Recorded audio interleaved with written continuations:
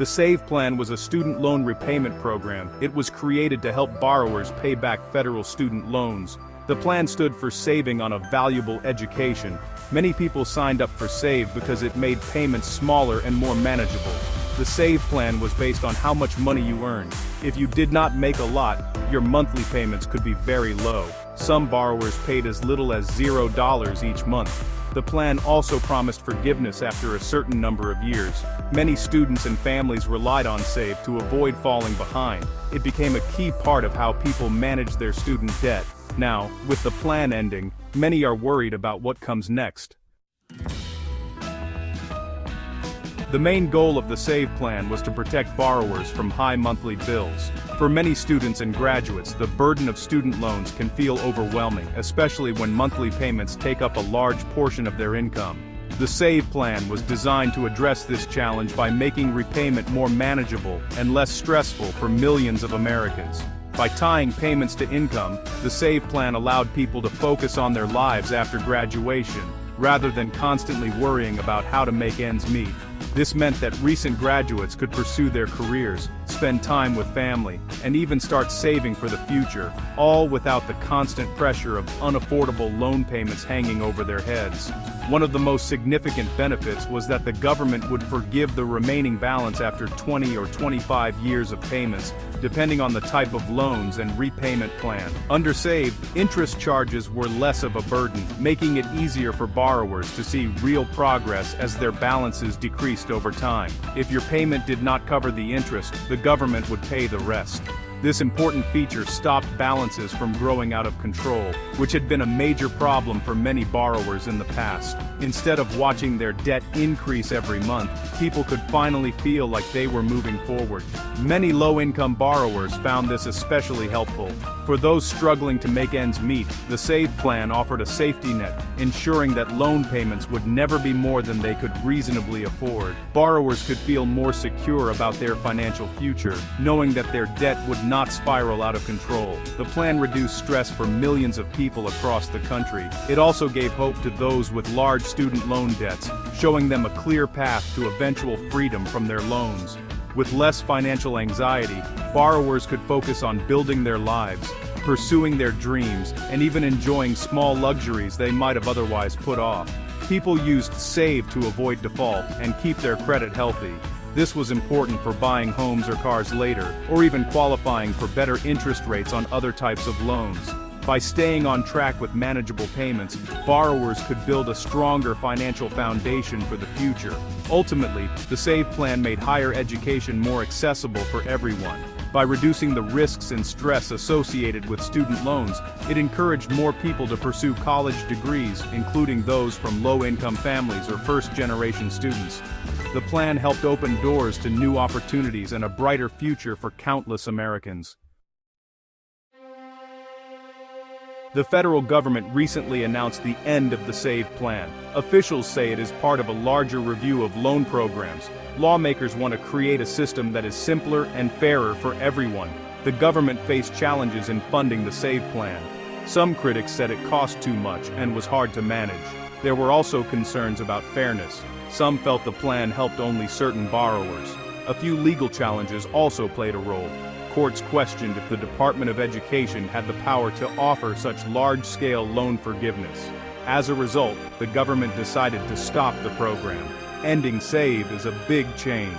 Officials say they will look for new ways to support borrowers, but the details are not clear yet. The SAVE plan termination will not happen overnight. The Department of Education announced a gradual phase-out. Borrowers will receive official notices by email and mail. The process will take several months. First, no new borrowers can apply for SAVE. People already in the plan will be moved to a different repayment program. This transfer should happen automatically, but borrowers should watch for updates. Some loan servicers may be slow in updating accounts. Borrowers should check their loan status often. If there are mistakes, it is important to contact customer service right away. The government says it will try to minimize confusion. Hotlines and FAQ pages will be available. Still, many people are unsure about what their new payments will be. With the SAVE plan ending, student loan repayment rules are undergoing some significant changes that will affect millions of borrowers across the country. If you've been relying on the benefits and protections offered by the SAVE plan, it's important to understand what's coming next and how it might impact your monthly budget and long-term financial goals. Most borrowers will now be automatically transitioned into either the revised pay-as-you-earn or repay plan or the income-based repayment, known as IBR. These are both income-driven repayment plans, but they each have their own unique rules and requirements. If you're not sure which plan you'll be placed in, it's a good idea to check your loan servicer's website or contact them directly for clarification. While Repay and IBR share some similarities with the SAVE plan, there are also some key differences that could affect your payments and overall loan experience. For example, the way your monthly payment is calculated may change, and the percentage of your discretionary income that goes toward your loan could be higher than what you were used to under SAVE. As a result, many borrowers may see their monthly payments increase, sometimes by a significant amount. This can be especially challenging if you're already on a tight budget or dealing with other financial pressures. Another major change is that the interest protections that were built into the SAVE plan will no longer be available. Under SAVE, if your monthly payment didn't cover all the interest that accrued, the government would cover the rest. Now, without that safety net, some borrowers will see their loan balances start to grow again if their payments aren't enough to cover the interest each month. Loan forgiveness is still possible under Repay and IBR, but the path to forgiveness may look different. The rules for qualifying, the types of loans that are eligible, and the number of years you need to make payments before forgiveness kicks in could all change depending on your new plan. In fact, for many borrowers, the timeline for reaching loan forgiveness could be longer than it was under SAVE. This means you might need to make payments for more years before your remaining balance is wiped away. Additionally, some borrowers will be required to recertify their income more frequently, which means submitting updated income information and paperwork to your loan servicer. This process can be time-consuming and, if you miss a deadline, could result in your payments increasing or your plan being changed. With all these changes, the new repayment process could feel overwhelming or confusing at first. That's why experts strongly recommend keeping careful records, setting reminders for important deadlines, and staying in close contact with your loan servicer. Being proactive and organized can help you avoid missed payments, unnecessary fees, and other headaches as you adjust to the new system. Not all borrowers will feel the same effects from the SAVE plan ending. The impact will vary widely depending on each person's unique financial situation, their loan balance, and even their family circumstances. Those with low incomes or, large loan balances will be most affected. For these borrowers, the SAVE plan provided a crucial safety net, keeping monthly payments manageable and sometimes even reducing them to zero.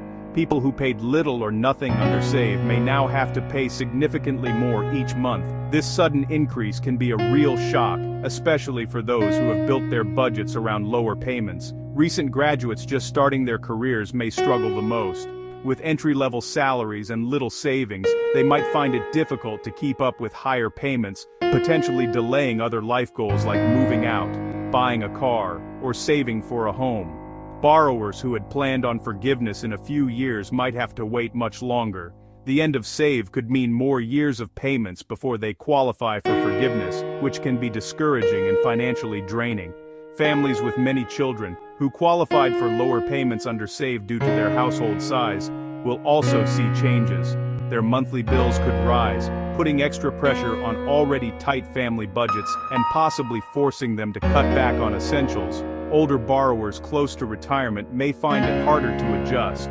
With limited time left in the workforce, higher payments could eat into their retirement savings or force them to reconsider their plans for the future.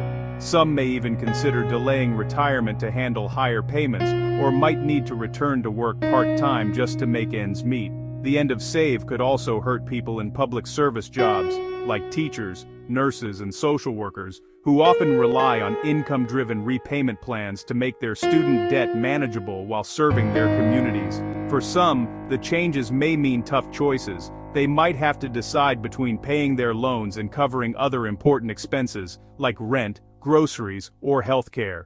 Borrowers may need to cut back on spending, take on extra work, or even pick up a second job just to keep up with their student loan payments. The end of the SAVE plan will ripple through many lives, forcing people to rethink their budgets, their plans, and even their futures.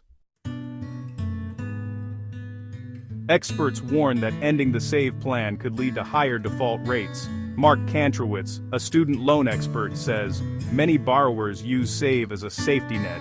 Without it, we could see more people struggling. Advocacy groups are calling for new protections." Emily, a teacher in Ohio, says, "SAVE kept my monthly bill affordable. Now, I'm worried my payments will double." Stories like hers are common across the country. Many people are contacting financial advisors for help. Some experts believe a better plan could be created in the future. Still, they agree that clear communication and support are needed now. Borrowers are encouraged to speak up and share their experiences. Real-life stories show how important these plans are. They help people buy homes, save for retirement, and support their families.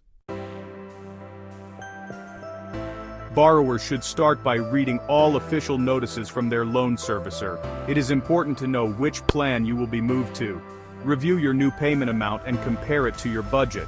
If your payment goes up, contact your servicer right away. Ask about other repayment options, such as IBR or Pay. You may qualify for a lower payment if your income is low. Consider talking to a financial counselor. Non-profit groups and some employers offer free help. Make sure to recertify your income on time to avoid surprises. Stay up to date by checking the Department of Education website. New rules or programs may be announced soon. Planning ahead will help avoid missed payments or default. The end of the SAVE plan is a turning point. Lawmakers and experts are already discussing what comes next. Some want to create a new, simpler program to replace SAVE. Others hope for more forgiveness or lower interest rates. There is a lot of uncertainty for borrowers right now. Many are hoping that Congress will act soon. Until then, it is important to stay informed and prepared. The government has promised to listen to borrowers' concerns. More changes are likely in the coming year. People should keep sharing their stories and asking for help. In the meantime, careful planning is the best way to handle the changes. With the right information, borrowers can protect their finances and plan for the future.